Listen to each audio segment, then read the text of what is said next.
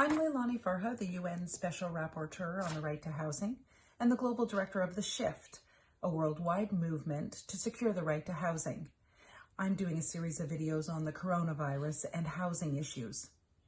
Across the world, governments have adopted stay-at-home policies in order to flatten the pandemic curve and decrease rates of infection.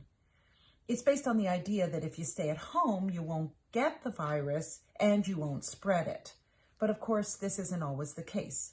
I'm particularly concerned about the over 1 billion people worldwide living in informal settlements and encampments, often lacking access to water and sanitation and living in overcrowded conditions.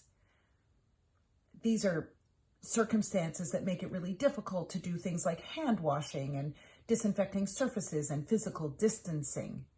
I've developed a set of recommendations that must be implemented if those living in informal settlements and encampments are going to be protected from the virus. My first recommendation is that governments stop the practice of forced evictions.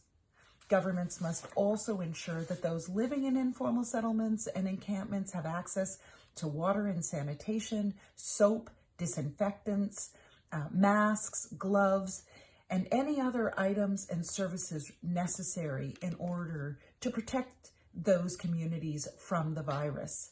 Governments must also make sure informal settlements and residents of encampments have access to healthcare services and free testing for the virus.